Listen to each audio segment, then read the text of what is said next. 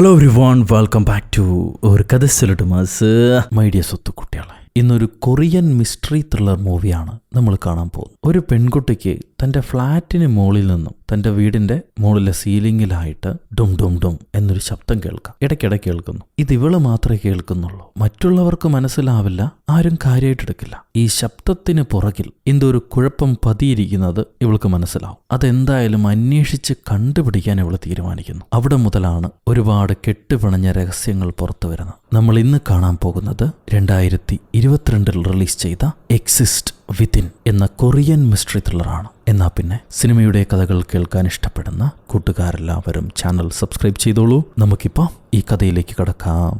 ഈ സിനിമയുടെ തുടക്കത്തിൽ കഥയിലെ കഥാനായിക നമ്മുടെ പെൺകുട്ടി കാര്യമായി എന്തൊക്കെയോ നെറ്റിൽ സെർച്ച് ചെയ്തുകൊണ്ടിരിക്കുന്നു. ഒരു ഭ്രാന്തി ലുക്കിലാണ് അവൾ ഇരിക്കുന്നത്. എന്തോ സംഭവം കുറേ നേരമായിട്ട് നോക്കിയിട്ട് കിട്ടാത്ത പോലെ. അപ്പോഴാണ് സീലിംഗിൽ നിന്നും ഡും ഡും ഡും ഡും ഡും ഡും ഡേ ആരോ കൊട്ടുന്ന ശബ്ദം കേൾക്കുക. ഇവള് ദേഷ്യം പിടിച്ച് ഒരു ചൂണ്ടുവടി കൊണ്ട് തിരിച്ചു കുത്തും. എന്നെ ശല്യം ചെയ്യലടാന്ന് പറഞ്ഞിട്ട് ഇവള് തിരിച്ചു കുത്തുക സീലിംഗിലേക്ക്. അവളെ വിചാരം മോളിൽ നിന്ന് ആരോ അറിഞ്ഞുകൊണ്ട് ഒച്ചയുണ്ടാക്കുക എന്നാണ്. അത് അവൾക്ക് ശല്യമല്ലേ. അപ്പോഴാണ് ഇവളെ വീട്ടിലേക്ക് ഒരു കോള് വരിക. ഞങ്ങൾ 301 നിന്നാണ് വിളിക്കുന്നത്.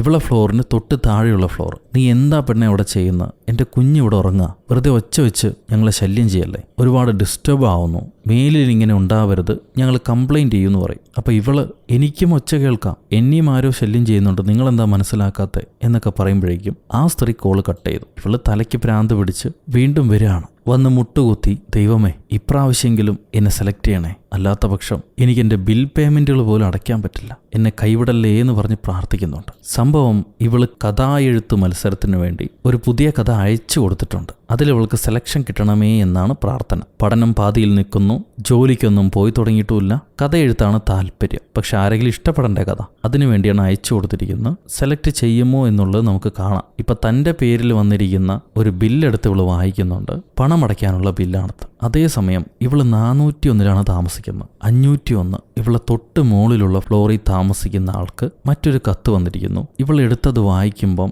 ജങ് ഹോ ക്യോങ് എന്ന് പറഞ്ഞ ആൾക്കാണ് ആ കത്ത് വന്നിരിക്കുന്നത്. ഇവള് കുറച്ച് നാൾ മുന്നേ ഒരു പൂച്ചയ്ക്ക് ഭക്ഷണം കൊടുക്കുന്ന സമയം മൈൻഡ് ചെയ്യാതെ ഒരാൾ ഇവളെ പാസ് ചെയ്തു പോയി ആ 501 മുറിയിലേക്ക് കടന്നുപോയിരുന്നു. എന്നാൽ അയാൾ ഇതുവരെ ഈ കത്ത് എടുത്തിട്ടില്ല. അതെന്തുകൊണ്ടായിരിക്കും? എന്തേലും ആവട്ടെ. ഇവളതെല്ലാം തിരിച്ചു വെച്ച് ഒരു കോഫി സെന്ററിൽ പോയിരുന്നിട്ട് അവൾ സ്ക്രിപ്റ്റ് അയച്ചു കൊടുത്തിട്ടുണ്ടല്ലോ, അതിൽ സെലക്ഷൻ കിട്ടിയോ, റിസൾട്ട് വന്നോ എന്നുള്ളത് ചെക്ക് ചെയ്തിട്ട് അവരെ വിളിച്ച് ചോദിക്കും. അവർ പറയും ഞങ്ങൾ റിസൾട്ട് പബ്ലിഷ് ചെയ്തിട്ടുണ്ട്, നോക്കൂ, കിട്ടിയിട്ടുണ്ടെങ്കിൽ നിങ്ങൾക്കുണ്ടാവുന്നു. ഇവള് നോക്കുമ്പോൾ ഇവൾക്ക് കിട്ടിയിട്ടില്ല, ഇവള് ഫെയിലാ. ഇവളുടെ സ്ക്രിപ്റ്റ് അവർ സെലക്ട് ചെയ്തിട്ടില്ല. അപ്പോഴാണ് ഇവൾക്ക് ആകെയുള്ളൊരു കൂട്ടുകാരൻ അവൻ അങ്ങോട്ട് വരുന്നത്. അവന് വന്ന് ഇവളുടെ ഇരിപ്പ് കാണുമ്പോൾ തന്നെ മനസ്സിലായി ഇവളുടെ സ്ക്രിപ്റ്റ് സെലക്ട് ആയിട്ടില്ല എന്ന്. എന്നിട്ട് അവൻ വെറുതെ ചോദിക്കും, എന്താ കുഴപ്പം, എന്തിനാ നീ ഇങ്ങനെ അപ്സെറ്റ് ആയിരിക്കണേന്ന്. അവള് പറയും, എൻ്റെ അപ്സ്റ്റെയറിലുള്ള ആളാണ് എന്നെ അപ്സെറ്റ് ആക്കിക്കൊണ്ടിരിക്കുന്നത്. എല്ലാ സമയത്തും ഡുമോ ഡുമോ എന്ന് ശബ്ദം, അതുകൊണ്ട് കോൺസെൻട്രേറ്റ് ആയിട്ടിരുന്ന് എഴുതാൻ പറ്റുന്നില്ല. നീ നോക്കിക്കോ, ഞാൻ നാളെ ചെന്ന് ഒച്ച വെക്കലടാ പട്ടി എന്നുള്ള ഒരു പോസ്റ്റർ എഴുതി അവൻ്റെ വീടിന് മുന്നിൽ ഒട്ടിക്കും. അപ്പോൾ ഈ കൂട്ടുകാരൻ ചോദിക്കും, നിനക്ക് സെക്യൂരിറ്റിയോട് പറയായിരുന്നില്ലേ?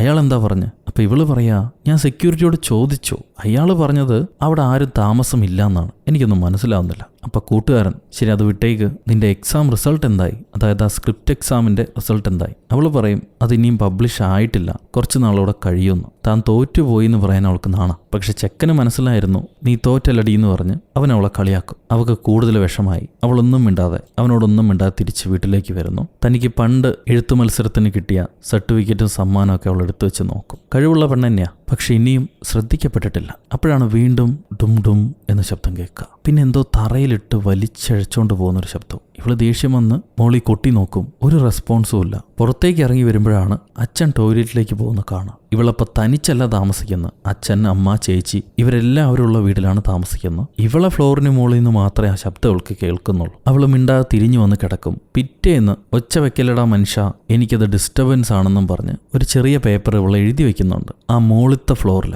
501 മുറിയിൽ. അത് എഴുതി വെക്കുമ്പോഴാണ് ഇവള് ശ്രദ്ധിക്കുക, അയാളുടെ വീട് ഡോറ് ശരിക്കും ലോക്കായിട്ടില്ല, അകത്തേക്ക് കയറാൻ പറ്റും. ഇവള് മെല്ലെ അകത്ത് കയറി നോക്കി. അവിടെ എന്തോ ഒരു രൂപം കണ്ട് പേടിച്ച് കാറി നിലവിളിച്ച് എഴുന്നേൽക്കുന്നു. എഴുന്നേറ്റ് നോക്കുമ്പോൾ അത് സ്വപ്നമായിരുന്നു. ഇവൾ ഇനിയും ആ മുറിയിലേക്ക് പോയിട്ടില്ല. പോകാനുള്ള ധൈര്യമില്ല. രാവിലെ ബ്രേക്ക്ഫാസ്റ്റ് കഴിക്കുമ്പം ഇവൾ അച്ഛനോട് ചോദിക്കും, അച്ഛാ, ഇന്നലെ രാത്രി നിങ്ങൾ ബാത്റൂമിൽ പോകാൻ എഴുന്നേറ്റപ്പം എന്തെങ്കിലും ശബ്ദം കേട്ടായിരുന്നോ? അപ്പം അപ്പം പറയുക, ഇന്നലെ രാത്രി എഴുന്നേറ്റതുപോലെ എനിക്ക് ഓർമ്മയില്ല. ഞാൻ എപ്പോഴാണ് എഴുന്നേറ്റ്? നിനക്കപ്പോൾ ഉറക്കമൊന്നുമില്ലേ? പിന്നെ അച്ഛനോട് ഇവളൊന്നും ചോദിക്കില്ല. നേരെ ക്ലാസ്സിലേക്ക് ചെല്ലുന്നു. ഇടയ്ക്ക് കോളേജിൽ പോക്കൊക്കെ ഉണ്ട്, വലിയ കാര്യമില്ലെന്നേ ഉള്ളൂ. അവിടെ ചെന്ന് ഇരുന്ന് ഉറങ്ങാൻ തുടങ്ങും. അപ്പം മിസ് അവളെ കളിയാക്കി, നീ കഥയെഴുതി കഥാകൃത്തായി ഉറങ്ങുന്നതാണോ? ഇങ്ങനെ ഉറക്കം തൂങ്ങാനാണെങ്കിൽ ഇങ്ങോട്ട് വരേണ്ടിയിരുന്നില്ല, വീട്ടിൽ തന്നെ ഇരുന്നാൽ പോരെന്നും പറഞ്ഞ് അവളെ കളിയാക്കുന്നു. അത് കഴിഞ്ഞ് ബ്രേക്ക് ടൈമിൽ ഒരു കൂട്ടുകാരി അവളോട് പറയും, എടി, കഴിഞ്ഞ തവണ ഈ കോമ്പറ്റീഷനിൽ ജയിച്ച ചിയോൾ ഹോ ഇല്ലേ, അയാൾ എഴുതിയത് അയാളുടെ ചൈൽഡ്ഹുഡ് നെയ്ബറിനെ കുറിച്ചുള്ള കഥയാണ്. നീയും അങ്ങനെ എന്തെങ്കിലും ശ്രമിക്കുകയാണെങ്കിൽ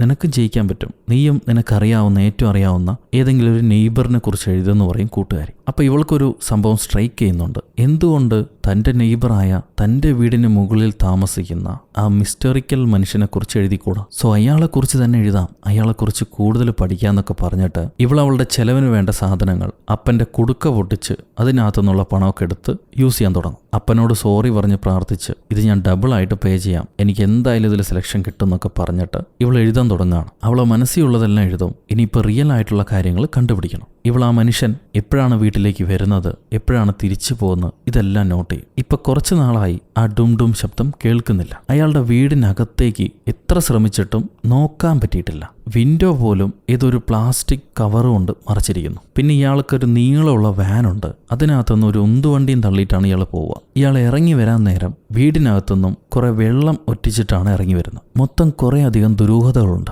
ഇതെല്ലാം കഴിയുമ്പോൾ പിറ്റേന്ന് അമ്മ ഉച്ചവരെ അവൾ കിടന്നുറങ്ങുന്ന കണ്ടിട്ട് അവൾ ചീത്ത പറയും, നിന്നെക്കൊണ്ട് ഒരു ഉപകാരമില്ല, ഒരുപാട് ലേറ്റ് ബിൽ പേയ്മെന്റുകൾ ഞാൻ കണ്ടു, അതൊന്നും നീ അടച്ചിട്ടില്ല, ജോലിക്കും പോകുന്നില്ല, പഠിത്തവും നേരെ തീർത്തിട്ടില്ല, ഏതോ കഥ എഴുതാന്ന് പറഞ്ഞിട്ട് കുറെ നാളായി, നിനക്ക് ഈ വർഷം കൂടെ ഞങ്ങൾ സമയം തരാം, അതും കഴിഞ്ഞിട്ട് നീ ജോലിക്ക് പോയിട്ടില്ലെങ്കിൽ ഈ വീട്ടിൽ നിന്ന് നിന്നെ പുറത്താക്കുമെന്ന് പറഞ്ഞ് അമ്മ വാൺ ചെയ്തിട്ട് ഇറങ്ങിപ്പോവും. ഇവൾ അത് കഴിയുമ്പോൾ ഇവൾക്കുള്ള ആ ഒരേ ഒരു കൂട്ടുകാരനെ വിളിച്ച്, നിനക്ക് ഞാൻ പിസ്സ മേടിച്ചു തരാം, ദയവേത് വീട്ടിലേക്ക് വാ, എനിക്ക് ചില കാര്യങ്ങൾ സംസാരിക്കാനുണ്ടെന്ന് പറയും. അങ്ങനെ അവനെ വിളിച്ച് വരാൻ പറഞ്ഞിട്ട് ഇവള് ചെന്ന് ഇവൾ ആ നെയ്ബറെ കാർ സെർച്ച് ചെയ്യുന്നു. അതൊരു സ്ലൈഡ് ഡോറുള്ള കാറാ. ഇവള് നോക്കുമ്പം ഡോർ ലോക്ക് വർക്ക് ചെയ്യുന്നില്ല, ഡോർ തുറക്കാൻ പറ്റി. അകത്ത് കയറി പരിശോധിക്കുമ്പം കുറച്ച് ചെറിയ വെള്ള കുപ്പികൾ കാണാം. അതെന്താണെന്ന് അറിഞ്ഞില്ല. പെട്ടെന്നാണ് ഈ നെയ്ബർ ആ കാർ എടുക്കാൻ വേണ്ടി വരാം. അയാളുടെ കണ്ണിൽ പെടാതിരിക്കാൻ കാറിനകത്ത് തന്നെ ഇവള് കയറി ഒളിക്കും. അപ്പോഴാണ് ഒരു ചോര പുരണ്ട കത്തി ഇവള് കാണുന്നത്. ഇവൾക്കാണെങ്കിൽ അനങ്ങാൻ പറ്റില്ല.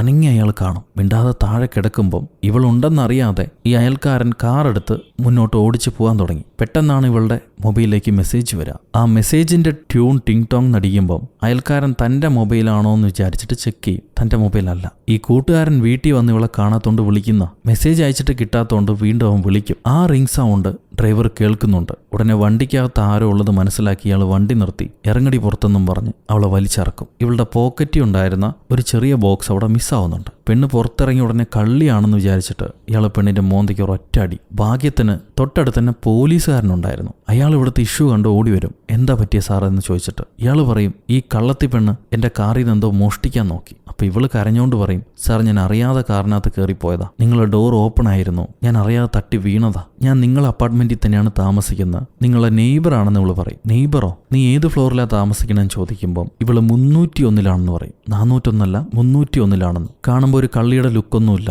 ഏതോ പൊട്ടിപ്പെണ്ണാണെന്ന് വിചാരിച്ചിട്ട്, എന്നാ ശരി മോളെ, ഇനി ഇങ്ങനെ കാണിക്കരുതെന്നും പറഞ്ഞ് കയ്യും കൊടുത്ത് അയാൾ പോകുന്നു. എന്നാലും അയാൾക്ക് സംശയമുണ്ട് ഈ ചെക്കനെയും പെണ്ണിനെയും. അപ്പോഴേക്കും കൂട്ടുകാരൻ അങ്ങോട്ട് വന്നു കഴിഞ്ഞിരുന്നു. ഇവള് കൂട്ടുകാരനോട് പറയും, ഞാൻ ആ കാറിനകത്ത് ചോര പുരണ്ടൊരു കത്തി കണ്ടിരുന്നു, എനിക്കെന്തോ സംശയമുണ്ടടാ, നമുക്ക് അയാളെ ഫോളോ ചെയ്യണം, ഇതിന് പിന്നിലെ രഹസ്യം കണ്ടുപിടിക്കണം. ഇവൾ അവനെയും വിളിച്ചോണ്ട് പോയിട്ട് അയാൾക്ക് വന്ന കത്തെടുത്ത് പരിശോധിക്കും. അതിലെ പേര്, ആ ബില്ലിലെ പേര് ജങ് ഹോ ക്യോങ് എന്നാണ്. എന്നാൽ ആ അപ്പാർട്ട്മെന്റ് ഓണറിന്റെ പേര് ലീ ക്വാങ് ഹ്വാങ് എന്നാണ്. രണ്ടിനും തമ്മിൽ വ്യത്യാസമുണ്ട്. എന്തുകൊണ്ടായിരിക്കും അങ്ങനെ? കൂട്ടുകാരൻ പറയും, അത് അപ്പനും മകനോ അല്ലെങ്കിൽ ഭാര്യയും ഭർത്താവോ അങ്ങനെ എന്തെങ്കിലും ആയിരിക്കും. ഇതിനൊക്കെ സംശയിക്കണോ? ഇവക്ക് തൃപ്തിയാവില്ല.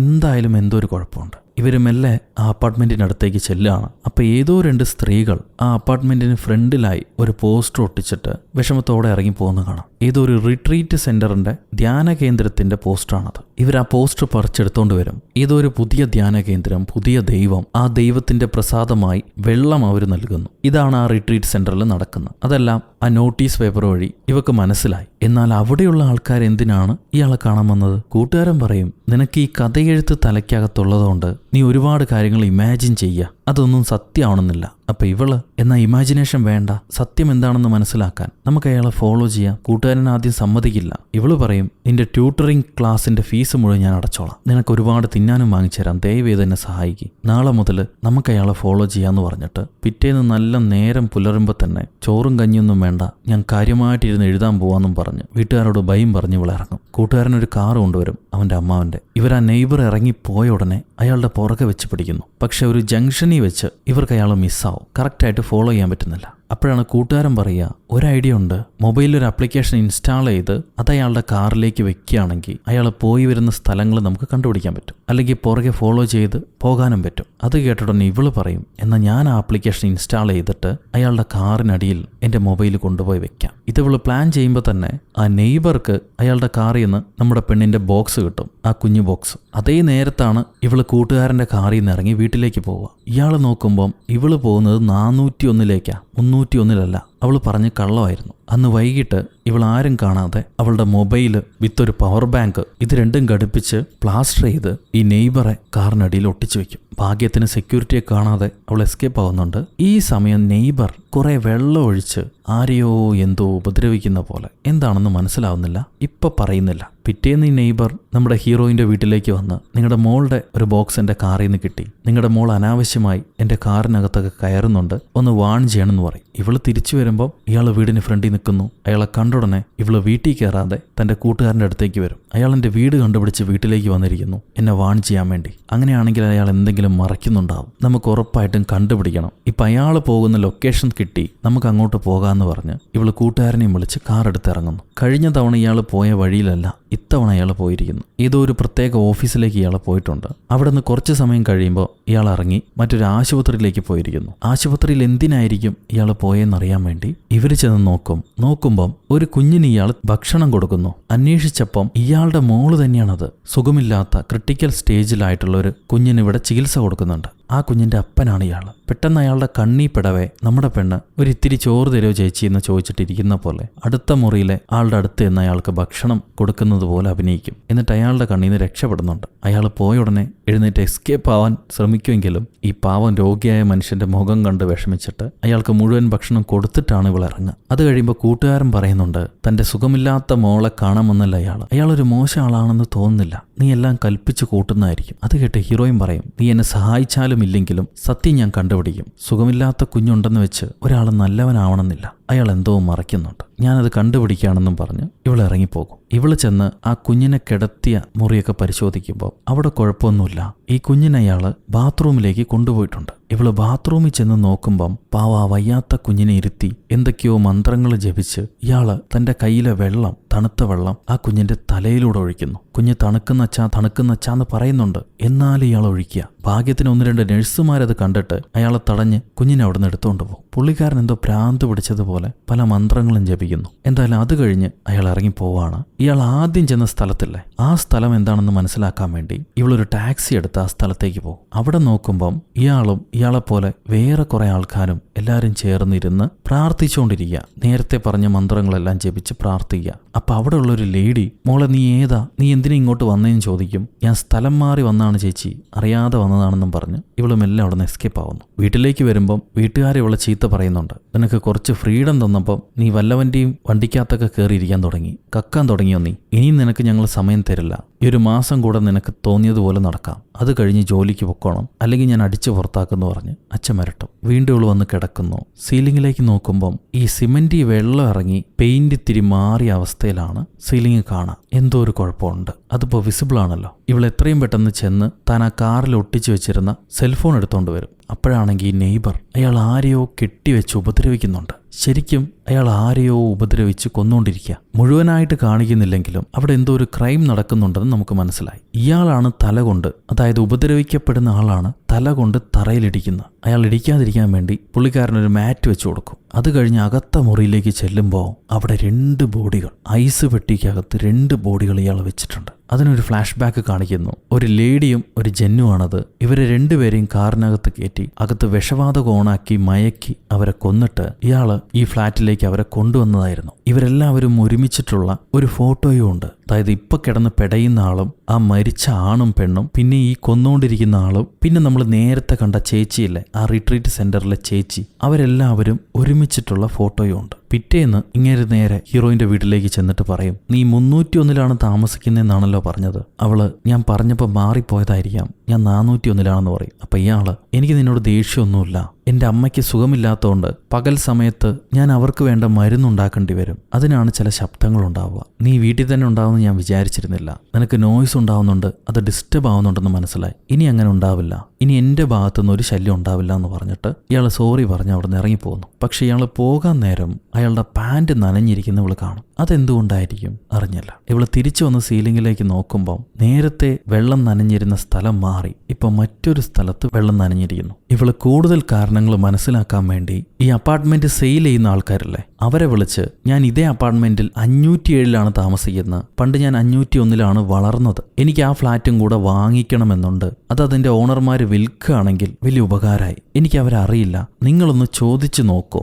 അതല്ലെങ്കിൽ അവരുടെ നമ്പർ സെൻഡ് ചെയ്യാൻ പറ്റുമോ എന്നും പറഞ്ഞ് ബ്രോക്കർമാരെ വിളിച്ച് ഇവള് ചോദിക്കും. അവർ 501 റിയൽ ഓണറിന്റെ നമ്പർ ഇവൾക്ക് കൊടുക്കുന്നു. ഇവള് വിളിച്ചു നോക്കുമ്പോൾ ആ നമ്പർ കണക്റ്റ് ആവുന്നില്ല.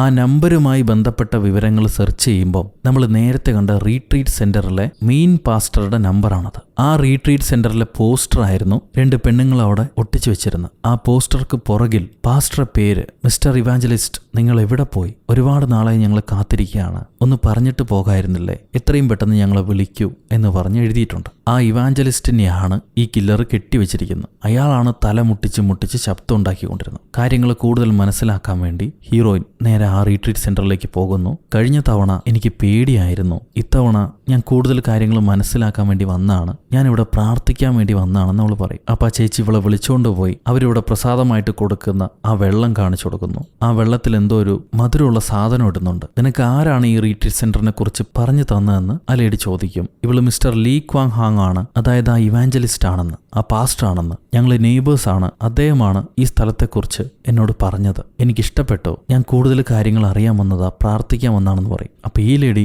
ഞങ്ങളും അദ്ദേഹത്തെ അന്വേഷിച്ചുകൊണ്ടിരിക്കുക, 1 മാസമായിട്ട് അങ്ങനെ കാണുന്നില്ല. ഇത് കേട്ട് ഹീറോയിൻ ചോദിക്കും, ആണോ, ഞാനും കണ്ടിട്ട് 1 മാസമായി, അദ്ദേഹത്തിന് ശരിക്കും എന്താണ് പറ്റിയത്? അപ്പൊ ആ ലേഡി പറയും, എനിക്കറിയില്ല, അങ്ങനെ ഫ്ലാറ്റിലൊക്കെ ഞങ്ങൾ പോയി നോക്കിയിരുന്നു, പക്ഷെ എങ്ങോട്ടാണ് പോയെന്നറിയില്ല. ഹീറോയിൻ ഓർത്തു നോക്കുന്നുണ്ട്, ആ പാസ്റ്റർ കാറ് 1 മാസമായി ഇവരെ പാർക്കിംഗ് സ്പോട്ടിൽ തന്നെ കിടക്കുക, എടുത്തു മാറ്റിയിട്ടില്ല. സെക്യൂരിറ്റിയോട് ചോദിച്ചപ്പം 1 മാസം അയാൾ വന്നിട്ടില്ല, അയാൾ ഒരു കൂട്ടുകാരൻ മാത്രം വന്നിട്ട് പോകുന്നുണ്ട്. ആ കൂട്ടുകാരൻ ആരാന്ന് ചോദിക്കുമ്പോൾ ഒരു മീൻപിടുത്തക്കാരനാ. ആ ഫ്ലാറ്റ് ഓണറുമായിട്ട് നല്ല ബന്ധം ഉണ്ടായിരുന്നു, നേരത്തെ അവർ ഒരുമിച്ച് വരുമായിരുന്നു. ഇപ്പൊ ആ മീൻപിടുത്തക്കാരൻ മാത്രമേ ഇടയ്ക്കിടയ്ക്ക് വന്നിട്ട് പോകുന്നുള്ളൂ. ഇത് ഹീറോയിൻ ഓർക്കുന്നുണ്ട്. ഓർത്തു കഴിഞ്ഞ് പ്രസന്റില്, എന്നോട് പാസ്റ്റർ കുറച്ച് നല്ല കാര്യങ്ങൾ ഈ സ്ഥലത്തെക്കുറിച്ച് പറഞ്ഞിരുന്നു, എന്നാൽ കൂടുതലൊന്നും എനിക്കറിയില്ല, നിങ്ങൾ പറഞ്ഞുതരാൻ പറ്റുമെന്ന് ചോദിക്കും. ആ ലേഡി, പിന്നെന്താ, മുഴുവനും പറഞ്ഞുതരാമെന്നും പറഞ്ഞിട്ട് ഇവളെ വിളിച്ചുകൊണ്ട് പോകുന്നു. ഒരു ഇരുണ്ട മുറിയിൽ ടിവിയിൽ ചില വിഷ്വൽസ് കാണിച്ചു കൊടുത്തിട്ട്, ജീവന്റെ ഉത്ഭവം വെള്ളത്തിൽ നിന്നാണല്ലോ, ആ വെള്ളമാണ് ഞങ്ങളിവിടെ പ്രസാദമായിട്ട് കൊടുക്കുന്നത്, ആ വെള്ളം കൊണ്ടാണ് ഓരോരുത്തരെയും സ്നാനം ചെയ്ത് ശുദ്ധീകരിക്കുന്നത്,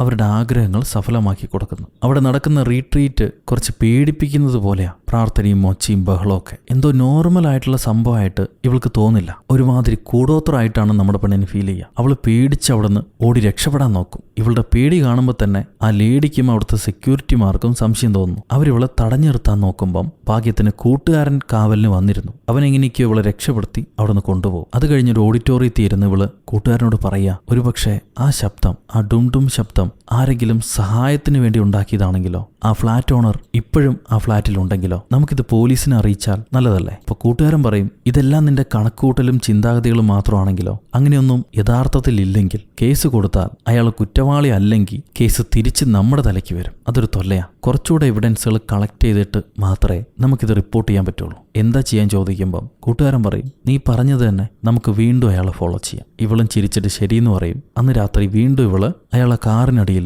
തന്റെ ഫോൺ ഒട്ടിച്ചു വയ്ക്കുന്നു. ഇയാളാണെങ്കിൽ അവിടെ കൊന്നു മരിച്ചു കിടക്കുന്ന 2 ആൾക്കാരില്ലേ, അവരുടെ കയ്യും കാലിലെയും ഓരോ പീസുകൾ വെട്ടി ചെറുതായിട്ട് നുറുക്കിയെടുക്കുന്നുണ്ട്. അതെന്തിനാണെന്ന് ഇപ്പം മനസ്സിലാവില്ല, കുറച്ച് കഴിയുമ്പോൾ മനസ്സിലാവും. പിറ്റേന്ന് ഇയാൾ കാർ എടുക്കാൻ വരുമ്പം എന്തോ ഒരു പന്തികേടുള്ളതായിട്ട് ഇയാൾക്ക് തോന്നും. സർവീസ് സെന്ററിൽ കൊണ്ടുപോയി നോക്കുമ്പോഴാണ് കാറിനടിയിൽ ഇവൾ ആ ഫോൺ ഒട്ടിച്ചു വെച്ചിരിക്കുന്നത് കാണാം. ഡാഷ്ബോർഡ് ക്യാമറയിൽ നോക്കുമ്പോൾ നോക്കുമ്പം നമ്മുടെ പെൺകുട്ടിയാണ് ഇയാളെ ഫോളോ ചെയ്യാൻ വേണ്ടി ആ ഫോൺ ഒട്ടിച്ചു വെച്ചിരിക്കുന്നതെന്ന് ഇയാൾക്ക് മനസ്സിലായി. പിറ്റേന്ന് ഇവള് കൂട്ടുകാരനെയും വിളിച്ച് അയാളെ ഫോളോ ചെയ്യാൻ വേണ്ടി പോവുകയാണ്. ഇവക്ക് ഡ്രൈവിംഗ് അറിഞ്ഞൂടാ. ഡ്രൈവ് ചെയ്യാൻ ശ്രമിച്ചപ്പോഴൊക്കെ ഫെയിൽ ആവുകയാണ് ചെയ്തത്. അതുകൊണ്ട് എങ്ങനെയാണ് പ്രോപ്പറായിട്ട് ഡ്രൈവ് ചെയ്യേണ്ടതെന്ന് അവൾ ചോദിക്കും. കൂട്ടുകാരൻ പറയും, അതിനൊരുപാട് ചിന്തിക്കൊന്നും വേണ്ട, നമ്മൾ ഡയറക്ഷൻസ് മാത്രം ഫോളോ ചെയ്താൽ മതി. Go straight, press brake, turn left, turn right, keep the path. എൻ്റെ അമ്മ എപ്പോഴും പറയും, ഡയറക്ഷൻസ് ലിസൺ ചെയ്യുക, അതുപോലെ ഭാര്യ എന്താണോ പറയുന്നത് അത് അതേപടി കേൾക്കുക. നീ നിനക്ക് ഇഷ്ടമുള്ള വഴി പറഞ്ഞോ, ഞാൻ അതേപടി കേട്ടോളാം, അതേ പാതയിൽ പൊക്കോളാം. സൈഡ് ഗ്യാപ്പിൽ ഇതും കൂടെ, അതെനിക്ക് ഇഷ്ടപ്പെട്ടു. പെണ്ണിന് എന്തായാലും ഒരു ബ്ലഷിങ് ചിരിയൊക്കെ വരുന്നുണ്ട്. ഇപ്പൊ ഇവര്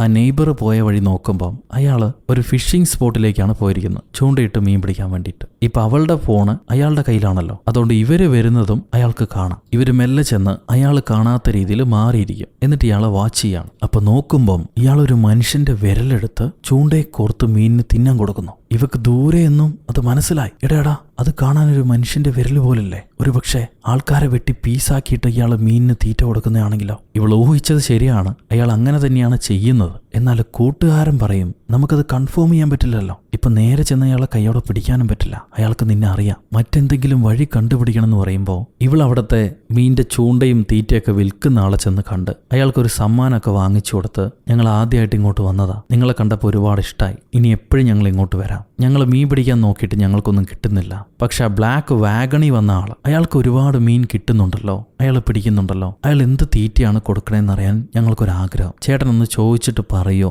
എന്ന് ചോദിക്കും. അതിനെന്താ മോളെ, ഞാൻ നോക്കിയിട്ട് പറയാമെന്നും പറഞ്ഞ് ഇയാൾ ചെന്ന്, സാറേ നിങ്ങൾ ഒരുപാട് മീൻ പിടിക്കുന്നുണ്ടല്ലോ, എന്ത് തീറ്റയാണ് നിങ്ങൾ ഉപയോഗിക്കുന്നതെന്ന് ചോദിച്ചിട്ട് അയാളുടെ ബെയ്റ്റ് നോക്കാൻ നിൽക്കുമ്പോൾ, ആ തീറ്റ നോക്കാൻ നിൽക്കുമ്പോൾ പുള്ളിക്കാരൻ ദേഷ്യപ്പെട്ട് താൻ എന്തിനോടോ ആവശ്യമില്ലാത്ത കാര്യത്തിൽ ഇടപെടുന്ന് മാറിപ്പോന്നും പറഞ്ഞ് അയാളുടെ ട്രോളി വണ്ടിയും വലിച്ചുകൊണ്ട് വേറെ മറ്റൊരു സ്പോട്ടിലേക്ക് ചെല്ലും. ഇത് നമ്മുടെ പെണ്ണും ചെക്കനും കാണുമ്പോൾ ചെക്കൻ പറയും, ഞാൻ പുറകെ ചെന്ന് നോക്കാം, എന്റെ മുഖം അയാൾക്ക് അറിയില്ല, നിന്നെ അയാൾക്ക് അറിയാലോ, ഞാൻ പുറകെ ചെന്ന് യാഥാർത്ഥ്യം എന്താണെന്ന് കണ്ടുപിടിച്ചിട്ട് നിന്നെ വിളിച്ചു പറയാം, നീ വെയിറ്റ് ചെയ്യുന്നും പറഞ്ഞ് ഇവൻ മെല്ലെ അയാളുടെ പുറകെ ചെല്ലുന്നുണ്ട്. ഇയാൾ സ്പോട്ട് മാറി ആരുമില്ലാത്ത സ്പോട്ടിലേക്കാണ് ചെല്ലുന്നത്. ഇവൻ പുറകെ ചെന്ന് നോക്കുമ്പോൾ പെട്ടെന്ന് ഇയാളെ കാണുന്നില്ല. എവിടെ പോയി എന്ന് പറഞ്ഞ് അന്താളിച്ച് നിൽക്കുമ്പോഴാണ് ഇവന് പുറകെ വന്നയാള് അവന്റെ മണ്ടയ്ക്കടിച്ച് അവനെ ബോധം കെടുത്തി വലിച്ചെടുത്തോണ്ട് പോവാ. നമ്മുടെ പെണ്ണ് കുറെ നേരമായിട്ട് ഇവനെ കാത്തിരിപ്പുണ്ട്, ചെക്കനെ കാണുന്നില്ല, വിളിച്ചു നോക്കുക കിട്ടുന്നില്ല. അപ്പോഴാണ് കടക്കാരൻ പറയാ, മോൾ എന്തിനാ കാത്തിരിക്കുന്നതെന്ന്. ആ കറുത്ത വാഗൺ അയാൾ എവിടെ പോയി, ഞാൻ അയാളെ കാത്തിരിക്കാന്നുള്ളു പറയും. അപ്പൊ ആ കടക്കാരൻ, അയാളൊക്കെ വണ്ടിയും കൊണ്ട് പോയിട്ട് കുറെ നേരമായല്ലോ, ഇനിയും നീ അയാളെ കാത്തിരിക്കുകയാണോ? അത് കേട്ടുടനെ ഇവള് പേടിച്ച് കൂട്ടുകാരനെയും തപ്പി ഓടി വരാണ് അവൻ പോയ വഴിയിലൂടെ. വന്ന് നോക്കുമ്പം അവിടെ കുറച്ച് ഐസ് കിടപ്പുണ്ടാവും, രക്തക്കറ, അതിനൊപ്പം തന്നെ ഇവളുടെ ഫോണ്, ഇവൾ ആ കാറിൽ ഒട്ടിച്ചു വെച്ചിരുന്ന ഫോൺ. പെണ്ണ് കരഞ്ഞ് നിലവിളിച്ച് തിരിച്ചു ഓടി വരും. ഇപ്പൊ ഇവള് തന്നെ കാർ എടുക്കണം. ഓടിക്കാൻ അത്ര അറിയില്ലെങ്കിലും വേറെ വഴിയില്ലാതെ ഇവള് തന്നെ കാർ എടുക്കുന്നു. ടെൻഷനായിരിക്കുമ്പോൾ നമ്മൾ ചില കാര്യങ്ങളൊക്കെ ചെയ്യുമെന്ന് പറയില്ലേ, അതുപോലെ രണ്ടും കൽപ്പിച്ച് ഇവള് കാർ ഓടിക്കാൻ തുടങ്ങി. തന്റെ മൊബൈൽ ഇവൾക്ക് കിട്ടിയല്ലോ, ആ മൊബൈൽ ഉപയോഗിച്ച് ഇവള് കൂട്ടുകാരന്റെ മൊബൈലിലേക്ക് വിളിക്കും. മൊബൈൽ റിംഗ് അടിക്കുമ്പം കൂട്ടുകാരൻ എഴുന്നേക്കുന്നു. ഇവൻ എഴുന്നേറ്റത് ഈ നെയ്ബർക്ക് അറിയില്ല. ഇവൻ തപ്പി നോക്കുമ്പം പണ്ട് ഇവള് പറഞ്ഞില്ലേ ആ കാറിനകത്തൊരു കത്തി ഉണ്ടായിരുന്നു എന്ന്, ആ കത്തി ഇവൻ കാണും. ഇവൻ ആ കത്തി കൊണ്ട് അവന്റെ കെട്ടഴിക്കുകയാണ്. കെട്ടഴിച്ച് എഴുന്നേൽക്കുമ്പോഴേക്കും അത് ഈ നെയ്ബർ കണ്ടു. അവൻ ഉടനെ വണ്ടി നിർത്തി പൊതിരെ അവനെ പിടിച്ച് തല്ലാൻ തുടങ്ങും. തല്ലി ചെറുക്കനെ ബോധം കെടുത്തി, എന്നിട്ട് വലിച്ചെടുത്തോണ്ട് പോകാൻ നിൽക്കുകയാണ്. അപ്പോഴാണ് കൂട്ടുകാരി വിളിക്കുക, നമ്മുടെ ഹീറോയിൻ. ഇയാളൊന്നും മിണ്ടില്ല. അപ്പൊ പെണ്ണിന് മനസ്സിലായി കില്ലറ കയ്യിൽ നമ്മുടെ ചെക്കൻ പെട്ടോന്ന്. ഇവള് പറയും, നിന്നെക്കുറിച്ചുള്ള എല്ലാ കാര്യങ്ങളും എനിക്കറിയാം, പക്ഷെ ഞാൻ ഇതുവരെ പോലീസിനോട് പറഞ്ഞിട്ടില്ല. ദയവേത് എന്റെ കൂട്ടുകാരനെ കൊല്ലല്ലേ, നമുക്ക് നേരിട്ട് കണ്ട് സംസാരിക്കാം, എല്ലാത്തിനും പരിഹാരം ഉണ്ടാക്കാം, ഞാൻ വരികയാണെന്നും പറഞ്ഞ് കൂട്ടുകാരന്റെ മൊബൈലിലെ ലൊക്കേഷൻ അത് മാർക്ക് ചെയ്ത സ്ഥലത്തേക്ക് ഇവൾ ഓടി വരും. അപ്പൊ കില്ലറെ കാണുന്നില്ല. കൂട്ടുകാരനെ അയാൾ അടിച്ചടിച്ച് തലമണ്ടയൊക്കെ പൊട്ടിയ അവസ്ഥയിൽ ഇവൾക്ക് കിട്ടും. അവനെയും കോരിയെടുത്ത് ഓടുകയാണ് അവള് ഹോസ്പിറ്റലിലേക്ക്. അവിടെ കൊണ്ടുപോയി ഇവനെ ഏൽപ്പിച്ചിട്ട് ഇവൾ ഉടനെ പോലീസിനെ വിളിച്ചു പറയും, ബുയോങ് അപ്പാർട്ട്മെന്റിലെ 501 ഒരു കില്ലർ താമസിക്കുന്നുണ്ട്, അയാൾ ആ ഹൗസ് ഓണറെ കൊന്നു, നിങ്ങൾ എത്രയും പെട്ടെന്ന് ചെന്ന് അന്വേഷിക്കണം. പോലീസുകാർ വിളിക്കുന്ന ആരാന്ന് ചോദിക്കുമ്പോൾ ഇവളൊന്നും പറയില്ല, കോള് കട്ട് ചെയ്യും. എന്നിട്ട് അവിടെ നിന്ന് ഓടി ഇവൾ അപ്പാർട്ട്മെന്റിലേക്ക് വരുന്നു. ആ 501 നമ്പറിലേക്ക് വരികയാണ്. പോലീസ് വിവരം അറിഞ്ഞ് അവിടെ വന്നിട്ടുണ്ട്. പക്ഷെ അവർ ഡോറ് തുറക്കുന്നില്ല. അവർ ജസ്റ്റ് പുറത്ത് നിന്ന് ഇവിടെ ആളില്ല, റിപ്പോർട്ട് ശരിയാണോ തെറ്റാണോ എന്ന് അറിയില്ലല്ലോ, വാറണ്ട് ഇല്ലാതെ അകത്ത് കയറാൻ പറ്റില്ല, അതുകൊണ്ട് അവർ തിരിച്ചു പോകാൻ വേണ്ടി നിൽക്കുകയായിരിക്കും. ഇവള് ചെന്നിട്ട് പറയും, അകത്ത് ആളുണ്ട് സാർ, അകത്തൊരു കില്ലറാണ്, ഞാനാണ് നിങ്ങളെ വിളിച്ചത്, എന്റെ കൂട്ടുകാരനെയും അയാൾ അറ്റാക്ക് ചെയ്തു, ദയവേത് അകത്ത് കയറി പരിശോധിക്കണം. പോലീസുകാർ പറയും, അങ്ങനെയൊന്നും പറ്റില്ല മോളെ, എവിഡൻസ് ഇല്ലാതെ ഞങ്ങൾക്ക് അകത്ത് കയറാൻ പറ്റില്ല, നീ വിളിച്ചു പറഞ്ഞ ആള് പ്രോപ്പറായിട്ട് നിന്റെ പേര് പോലും പറഞ്ഞിട്ടില്ല, ഒരാളുടെ വീടിനകത്ത് വാറണ്ട് ഇല്ലാതെ ഞങ്ങൾക്ക് കയറാൻ പറ്റില്ല, എന്തായാലും ഇവിടുത്തെ ആൾക്കാർ വരട്ടെ, വന്നിട്ട് എന്നിട്ട് അന്വേഷിക്കാമെന്ന് പറഞ്ഞ് പോലീസുകാർ പോകാൻ നിൽക്കുക. ഇവള് സമ്മതിക്കില്ല. ഇവള് നിങ്ങൾ തുറക്കുമെന്നും പറഞ്ഞ് അവരോട് വാശി പിടിക്കുന്നുണ്ട്. അവരിവളെ തള്ളി പുറത്താക്കും. ഇവളവിടെ നിന്ന് മിണ്ടാതെ തന്റെ വീട്ടിലേക്ക് വന്നിട്ട് അവളെ ബാൽക്കണി വഴി കപ്പിയും കോലും തൊരണ്ടിയൊക്കെ വെച്ചിട്ട് ഇവളെ മോളത്തെ ഫ്ലാറ്റിലേക്ക് 501 കടന്നു വരാണ്. കടന്നു വന്ന ഉടനെ ഈ 2 ബോഡി ഐസി കുളിച്ചു കിടക്കുന്നുണ്ട്. അവൾ ഞെട്ടും. തൊട്ടപ്പുറത്തെ മുറിയിൽ ആ പാസ്റ്റർ കിടപ്പുണ്ട്. ജീവൻ ഇപ്പൊ പോയി എന്ന് പറഞ്ഞ അവസ്ഥയിൽ അയാളെ ശരീരം മൊത്തം വ്രണപ്പെട്ട് കിടക്കുക. ഇപ്പോഴാണ് ഒരു ഫ്ലാഷ് ബാക്ക് കാണിക്കുന്നത്. തൊട്ടടുത്ത മുറിയിൽ ആ കില്ലർ ഇരിപ്പുണ്ട്. അയാൾ ചിന്തിക്കുന്നതായിട്ടാണ് ഈ ഫ്ലാഷ് ബാക്ക് കാണിക്കുന്നത്. സംഭവം ഈ പാസ്റ്റർ അന്നേ ദിവസം നല്ല മദ്യപിച്ചിരുന്നു. പാസ്റ്റർ എപ്പോഴും വീട്ടിലേക്ക് കൊണ്ടുവന്ന് വിടുന്നത് ഈ മീൻപിടുത്ത ഫിഷർമാനാണ്. കോട്ട് സൂട്ടൊക്കെ ഇട്ട ഫിഷർമാൻ. അവരെ നാട്ടിൽ അങ്ങനെയായിരിക്കണം. അല്ലെങ്കിലും ജോലിക്കും വസ്ത്രത്തിനും തമ്മിൽ പ്രാധാന്യമില്ലെന്നാണ്. ചെളിയാവാണ്ട് നോക്കിയാൽ മതി. അങ്ങനെ ഈ ദിവസം പാസ്റ്റർ ഒരുപാട് വെള്ളം അടിച്ചിട്ടുള്ള ഈ ദിവസം പുള്ളി ഫിറ്റില് കുറെ കാര്യങ്ങൾ വിളിച്ചു പറയാൻ തുടങ്ങും. ഈ മണ്ടന്മാരെ പറ്റിച്ച് മതിയായി. പണത്തിന് വേണ്ടി എന്തൊക്കെ ചെയ്യണം. അവന്മാരെ തലയൊക്കെ ക്ലീൻ ആക്കി കൊടുത്താലും വീണ്ടും എന്തെങ്കിലും ആവശ്യങ്ങൾ ചോദിച്ചുകൊണ്ട് വരും. നീയൊക്കെ ഉപയോഗിക്കുന്ന വെള്ളം എങ്ങനത്തെ വെള്ളാന്നറിയോ? ഒരു നാറിയ വെള്ളം പിടിച്ച് അതിൽ പഞ്ചസാര ഇട്ട് നിങ്ങളുടെയൊക്കെ തലയിൽ ഒഴിക്കുക. അത് ദൈവീക വെള്ളാണെന്ന് വിചാരിച്ചിട്ട് നീ ഉൾപ്പെടെയുള്ള എല്ലാ ഭ്രാന്തന്മാരും പ്രാർത്ഥിക്കുക, തലയൊഴിക്കുക, കുടിക്കുക. എന്തൊക്കെയാടാ ചെയ്യുന്നു? നിന്റെ കുഞ്ഞിനെ സഹായിക്കുക, കുഞ്ഞിന് രോഗം ഭേദമാണെന്നും പറഞ്ഞ് നീയും കിടന്ന് കരയുന്നുണ്ട്. അവിടെ പ്രാർത്ഥിച്ചാൽ നിന്റെ കുഞ്ഞിന് ഭേദാകുന്ന ആരാ പറഞ്ഞു? പോയി നല്ല ഹോസ്പിറ്റലിൽ വല്ല ട്രീറ്റ്മെന്റും കൊടുക്കാൻ നോക്കടോ. മണ്ടന്മാര് ഭ്രാന്തന്മാരെന്ന് പറഞ്ഞ് ഈ പാസ്റ്റർ സത്യങ്ങൾ വിളിച്ചു പറയാൻ തുടങ്ങും. ഇതിലിവര് പ്രാർത്ഥിക്കുന്നത് നമുക്കൊന്നും അറിയാത്ത വേറെ ഏതോ മതവും അതിലെ വിശ്വാസവും അതിലെ ദൈവമൊക്കെയാണ്. അല്ലാതെ നമ്മളെ നാട്ടിലെ ചർച്ചകളുമായിട്ട് ബന്ധപ്പെട്ടതല്ല. സോ ഈ പാസ്റ്റർ ഉള്ള കാര്യം വിളിച്ചു പറയുമ്പോൾ തന്റെ മോൾക്ക് സുഖമാകണം, അവളുടെ രോഗം മാറാരോഗം ഭേദമാണെന്ന് പറഞ്ഞിട്ടായിരുന്നു ഈ നെയ്ബർ രാത്രി പകലില്ലാതെ അവരെ റിട്രീറ്റ് സെന്ററിൽ പ്രാർത്ഥിച്ചുകൊണ്ടിരുന്നു. എന്നിട്ട് ഇപ്പൊ ഇങ്ങനെ ഈ പാസ്റ്റർ പറയുന്നത് കേൾക്കുമ്പോൾ ഇയാളുടെ കൺട്രോൾ വിട്ടുപോകും. ഇയാൾ അയാളുടെ പുറത്ത് കയറിയിരുന്ന് കഴുത്തെ പിടിച്ച് ഞെരിക്കാൻ തുടങ്ങി. കയ്യും കാലും കെട്ടിവെച്ച് ഓരോ ദിവസവും ഉപദ്രവിക്കുക. അങ്ങേര് അമൃത വെള്ളാന്ന് പറഞ്ഞിട്ട് ഓരോരുത്തരെയും കുളിപ്പിച്ച വെള്ളം കൊണ്ടുതന്നെ ദിവസവും ഇയാളെ നമ്മുടെ നെയ്ബർ കില്ലർ തലയൊഴിച്ച് കുളിപ്പിച്ച് തേക്കുന്നുണ്ട്. അങ്ങനെ പുള്ളിക്കാരനെ ഉപദ്രവിച്ചുകൊണ്ടിരിക്കുകയായിരുന്നു. ആ പാസ്റ്റർക്ക് കൂട്ടുണ്ടായിരുന്ന വേറെ 2 പാസ്റ്റർമാരെയും പിടിച്ചുകൊണ്ട് വന്ന് കൊല്ലുകയും ചെയ്തു. ഇപ്പൊ പ്രസന്റിൽ ഹീറോയിൻ അകത്ത് കയറി വന്ന് ഈ പാസ്റ്ററെ കണ്ടു എന്നറിഞ്ഞപ്പം കില്ലർ, ഞാൻ ഒരു കാലത്ത് ഏറ്റവും കൂടുതൽ സ്നേഹിച്ച ആരാധിച്ച മനുഷ്യനാണ് ഇയാൾ. പക്ഷെ ഇയാൾ പെട്ടെന്നൊരു ദിവസം പറയുക, എന്നോട് കള്ളമാണ് പറഞ്ഞതെന്ന്. ഞാനത് അംഗീകരിച്ചു കൊടുക്കാൻ പറ്റുമോ? ഇല്ല, ഒരിക്കലും അത് കള്ളമല്ല, അത് സത്യമാണ്. ഇവന്മാര് പറഞ്ഞതാണ് കള്ളം. അതുകൊണ്ട് ഇവരുടെ പാപങ്ങളെല്ലാം ഞാൻ പോക്കി. ഇനി ഞാൻ നിന്റെ പാപവും പോക്കെന്ന് പറഞ്ഞിട്ട് അയാൾ ഹീറോയിനെ തല്ലാൻ തുടങ്ങും, പിടിച്ച് കൊല്ലാൻ തുടങ്ങുകയാണ്. മുഴുവൻ പിരിവെട്ടി ഒരു ഭ്രാന്തനായിട്ട് മാറി പുള്ളി. അയാളുടെ വിശ്വാസം സത്യമല്ല എന്നുള്ളത് പുള്ളിക്ക് വിശ്വസിക്കാൻ പറ്റുന്നില്ല. സോ ഇങ്ങേര് ഹീറോയിന്റെ പുറത്തും ആ വെള്ളം ഒഴിച്ച് കുറെ മന്ത്രമെല്ലാം ജപിച്ച് പ്രാർത്ഥിച്ച് ഹീറോയിനെ കൊല്ലാൻ തുടങ്ങുകയാണ്. ഭാഗ്യത്തിന് അവള് കയ്യിൽ കിട്ടിയൊരു മഗ്ഗോണ്ട് ഇവന്റെ തലയ്ക്കടിച്ച് രക്ഷപ്പെടാൻ നേരം പുറത്ത് കാവലുണ്ടായിരുന്ന പോലീസുകാർ അകത്തുനിന്ന് ഒരുപാട് ശബ്ദം കേൾക്കുമ്പോൾ വാതിലും തല്ലിപ്പൊട്ടിച്ച് അകത്തേക്ക് വരും. ഇയാൾ കത്തി കൊണ്ട് ഹീറോയിനെ പിടിച്ച് അവരെ ഭീഷണിപ്പെടുത്തവേ ഒരു പോലീസുകാരി ഈ കില്ലറെ ഷൂട്ട് ചെയ്ത് വീഴ്ത്താണ്. അങ്ങനെ ഭാഗ്യത്തിന് ഹീറോയിനെ പരിക്കില്ലാതെ നമുക്ക് രക്ഷപ്പെട്ട് കിട്ടി. ആ ഒരു പാസ്റ്റർക്ക് ജീവനുണ്ടായിരുന്നു, ബാക്കി 2 പേരും മരണപ്പെട്ടു. ബ്ലാക്ക് ഔട്ട് ചെയ്താൽ ആ റിട്രീറ്റ് സെന്റർ അടയ്ക്കപ്പെട്ടു. കുറ്റം ചെയ്തവരെല്ലാം അറസ്റ്റിലായി. നമ്മുടെ ആ കില്ലർ നെയ്ബർ ഇപ്പോൾ ഒരു മെന്റൽ ഹോസ്പിറ്റലിലാണ്. അയാളുടെ മോളെ ഗവൺമെന്റ് ദത്തെടുത്ത് അവൾക്ക് വേണ്ട ട്രീറ്റ്മെന്റ് കൊടുത്ത് ഇപ്പൊ കുഞ്ഞ് റിക്കവറായി വരുന്നുണ്ട്. എല്ലാം ഒരു പേടി സ്വപ്നം പോലെയായിരുന്നു. എന്നാൽ എനിക്ക് ഏറ്റവും കൂടുതൽ ഞാൻ അടുത്തറിഞ്ഞ ഒരു പേടി സ്വപ്നം, എന്റെ കഥ, അതാണ് ഞാൻ ഇനി എഴുതാൻ പോകുന്നതെന്നും പറഞ്ഞ് ഹീറോയിൻ ആ മീൻ പിടിക്കുന്ന സ്ഥലത്ത് വന്ന് കാഴ്ചകളൊക്കെ കണ്ട് തിരിച്ചു പോകുന്നു. അവളുടെ കൂട്ടുകാരനും ഓക്കെയാണ്. അങ്ങനെ അവിടെ വെച്ച് എക്സിസ്റ്റ് വിത്തിൻ എന്ന സിനിമ അവസാനിക്കുന്നു. സോ ഗൈസ്, ഈ കഥ നിങ്ങൾക്ക് ഇഷ്ടപ്പെട്ടു എന്ന് വിചാരിക്കുന്നു. നിങ്ങളുടെ അഭിപ്രായം കമന്റിലൂടെ രേഖപ്പെടുത്തുക. ലൈക്ക് ചെയ്യാനും ഷെയർ ചെയ്യാനും പുതിയ കൂട്ടുകാരെല്ലാവരും ചാനൽ സബ്സ്ക്രൈബ് ചെയ്യാനും ഒരിക്കലും മറക്കരുത്. അടുത്തൊരു അടിപൊളി സിനിമയായിട്ട് വീണ്ടും കാണുന്നത് വരെ, until then, it's bye from ഒരു കഥ സൊല്ലട്ടുമാസ്.